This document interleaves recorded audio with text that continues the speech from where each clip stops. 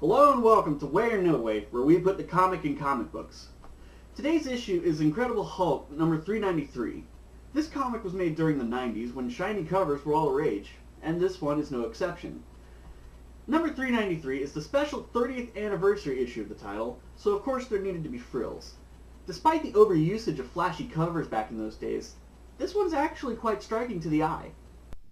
It's not just the cover that's visually captivating, but also the content, harkening back to the very first issue of Incredible Hulk, with Bruce standing in the Hulk's shadow and people looking on in horror. Get used to seeing similar parallels in this book. The issue, written by Peter David, has a special significance, as we'll see once we get deeper into the story. I consider Peter David pretty much the only person other than Greg Pak to make the Hulk interesting. His legendary run from 1987 through 1998 really elevated interest in the character. He provided deep pathos, excellent storytelling, and made the Hulk more than just a one-dimensional green gorilla who smashes stuff, talks in three-word sentences, and has a superpower changing whatever he's wearing into quadruple XL purple pants at any given time. 30 years of the Incredible Hulk from 1962 to 1992 at this point. Not a lot of comics make it that far, nor have they had the chance to. It just goes to show how brilliant the original Marvel concepts were back in the 60s, that they could stand the test of time despite being simple, not completely fleshed out ideas by today's standards. So let's take a look and see what 30 years has led up to. We open the comic to a man passed out on the floor and caption boxes narrating his thoughts. I have a recurring nightmare. It used to happen more frequently. The nightly screams, the morning nausea, the daily torture. It drove me from my wife, my children, and quite nearly my sanity. My addiction to Beanie Babies ruined me financially. Igor is awakened by an off-panel voice. Igor! No, it's pronounced Igor. Stop napping and let's get on with things. We turn the page to see... this. Well? Bruce, I understand you have mental health issues, the likes of which that Dr. Phil couldn't even begin to get his mustache around, but steroids is not the answer. The Bruce Banner Macy's Day Float shouts at Igor. Igor, what is your problem? Is there something you want to tell me? Dr. Banner, you look... Ridiculous. Oh, is that all? You've noticed I look overworked. Well, I am. These 2-a-days at football practice and 6 nights a week at Gold's Gym are really kicking my ass, but look at these results. Anyway, we see Bruce reenacting the very day he became the Hulk, right down to running out of the room after seeing Rick out on the tarmac. He leaves Igor in the room to recollect that he was a Russian spy who held the fate of millions in his hand, and didn't know it. He also didn't know he left his front door unlocked and he was looted that very day. All I saw was the chance to get rid of an American scientist. You know, 60s, Cold War, nuclear arms race, wink wink, nudge nudge. Igor agonizes on pressing the abort button this time around, but is too late when a blinding flash fills the room. Cut to a shot of the Supreme Soviets, known at this point to be the People's Protectorate, more on them later, on a plane with 3 sunroofs for some reason. A woman in a purple nightgown named Phantasma is screaming and clutching her head.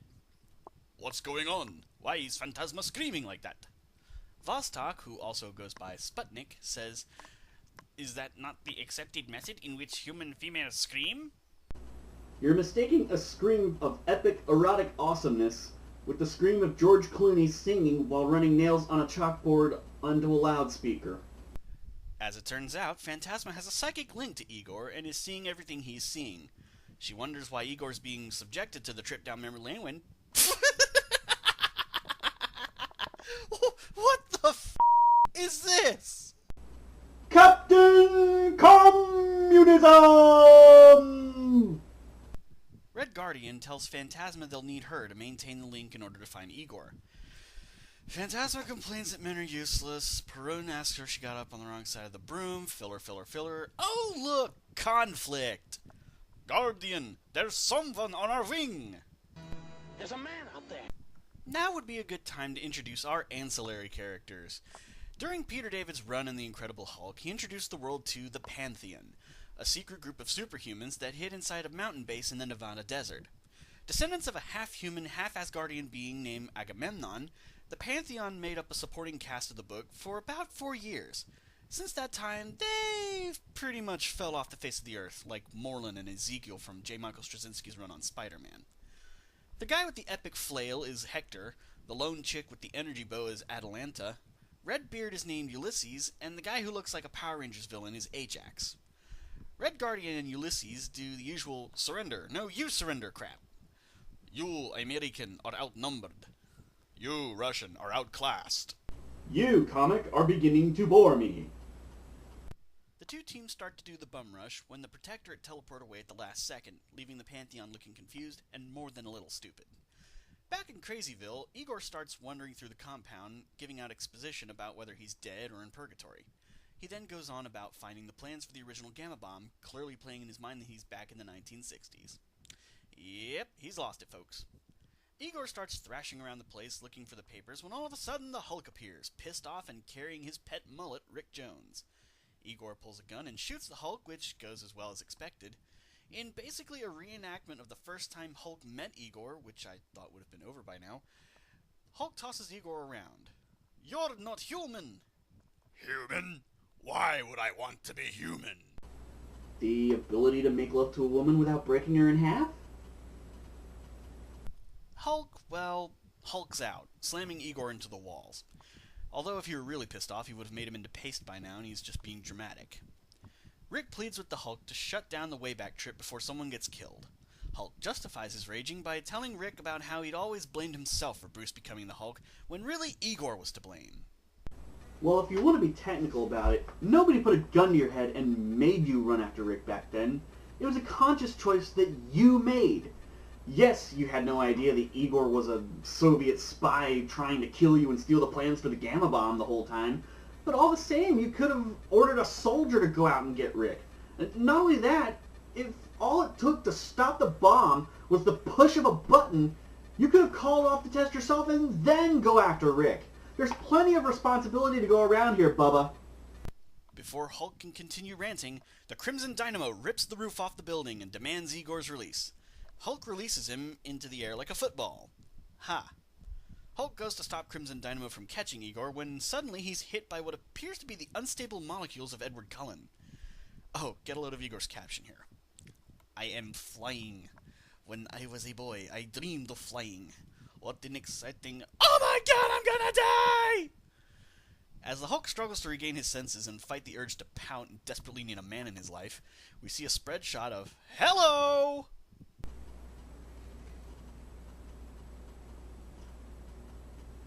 Would you excuse me a second?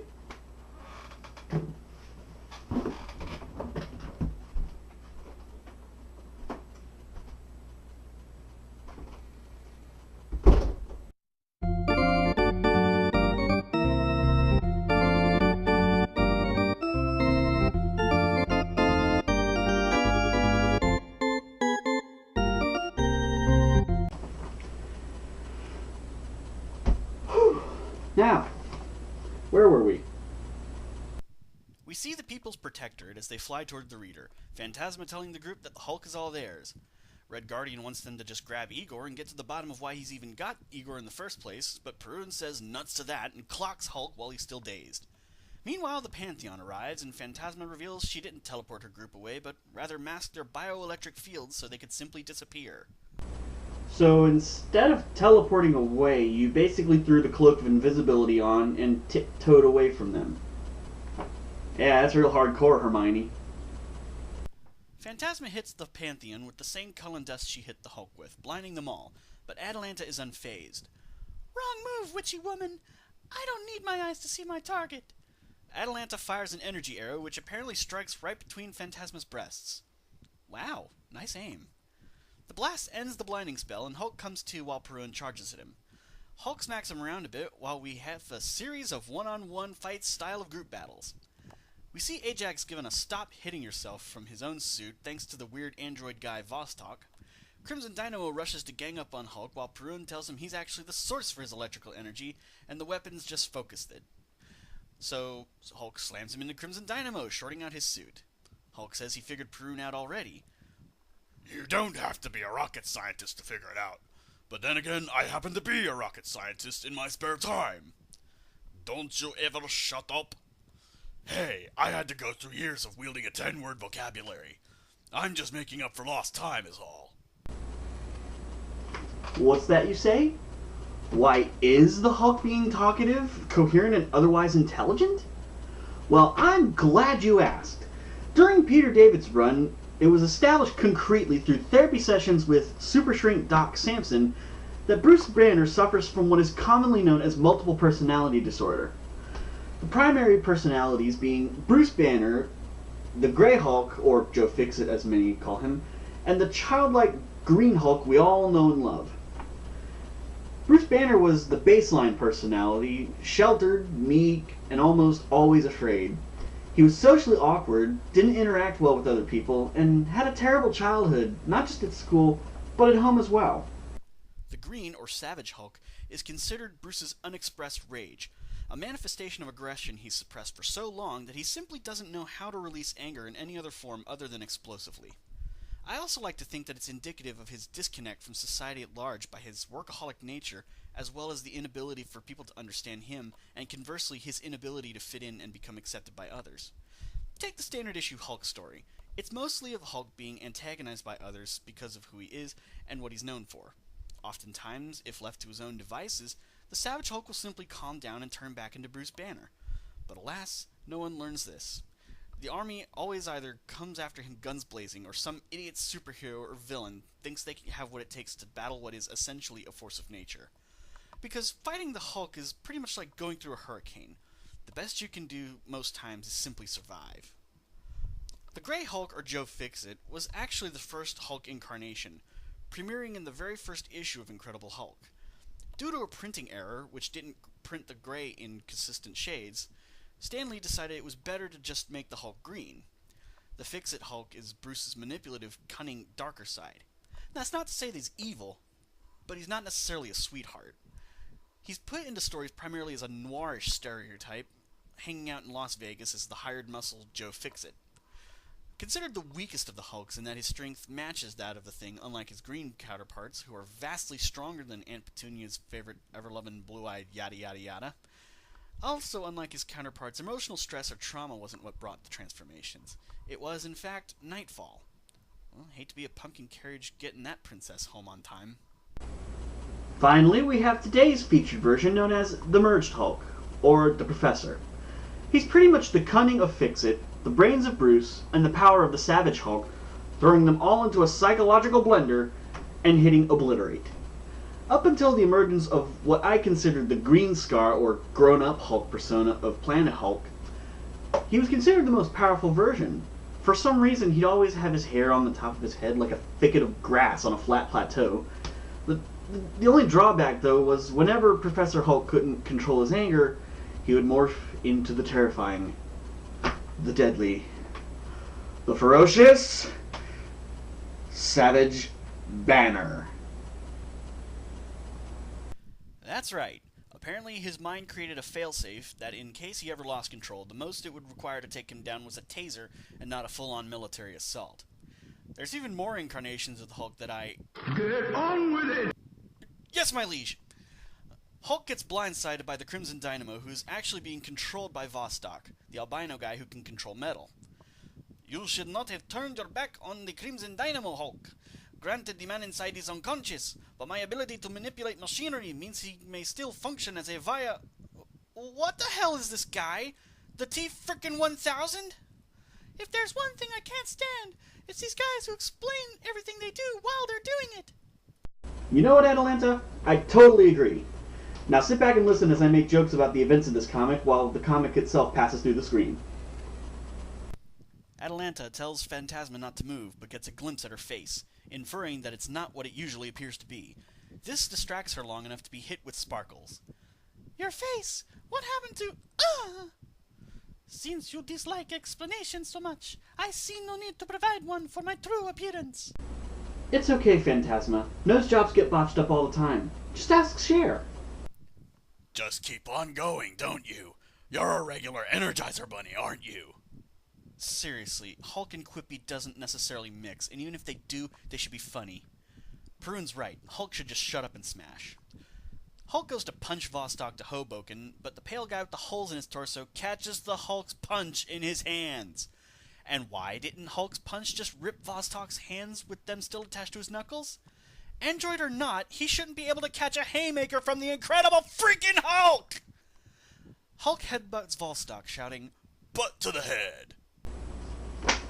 Stop trying to be humorous! You're a walking weapon of mass destruction! Literally! You're not supposed to be cracking jokes, you're supposed to be cracking skulls! Ugh! And if you're gonna be the gamma-powered equivalent to Spider-Man, might I suggest you, be funny!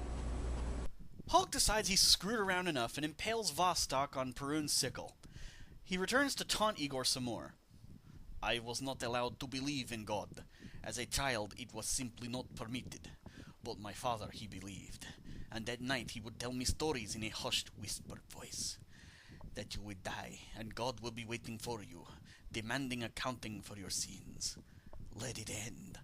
Let it end." Yes, please let it end.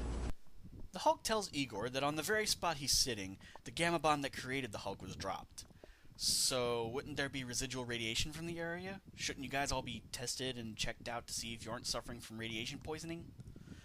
"The bomb you could have stopped went off right here. Even now, in this creation, you could have stopped it. But you didn't, did you?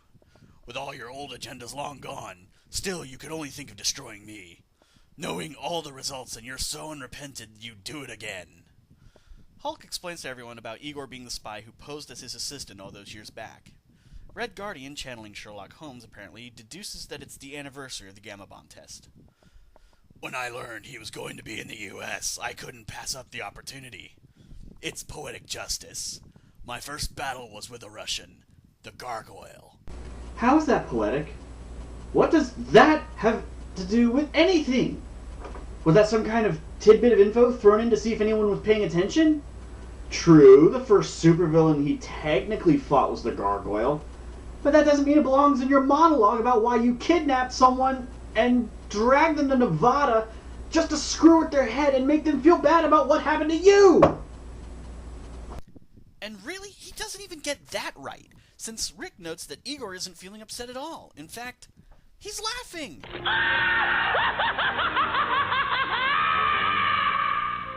Hulk is dumbfounded and speechless for the first time in the comic as Igor says, "Don't you see? I'm going to go to heaven! I saved the world! Yes, I created that monster of destruction, caused misery and ruin for so many, and I'd do it again, because the creature has also been a force for right. I followed its career, I know. If I carry the guilt and responsibility for the Hulk's evil, don't I get credit for the good? Don't I? Don't I? Every night I dream of what I did. The screams in my head. The screams and theirs. His victims. His enemies. My victims. I know I'm dead. I know it.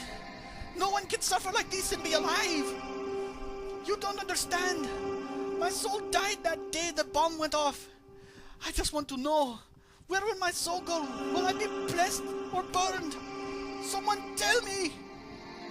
I give the world a great power.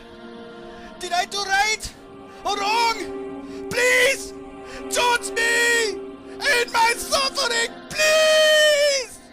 Alright, stop staring at me, I'll freaking judge you, just stop! Whew. This comic's okay. Whether it was customary or not for the Hulk to be a chatterbox during Peter David's run, I have to say that in this particular book, I'm not loving it. The one-liners and the way he comes across just smacks of how new he is to being balanced and happy. Or balanced to happy-ish. Anyway, the action scenes between Hulk and the Pantheon versus the People's Protector were fair, but not that interesting, as it seemed just kind of thrown together for the sake of having some good old-fashioned violence.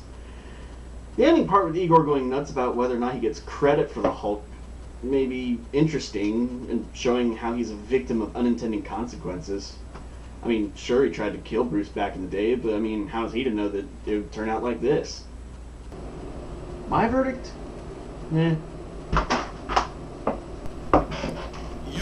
Day Judgment? I've seen better critiquing at Antique Roadshow than this. You come back here and judge me right now! Or at least make me sandwich while you're gone? Please?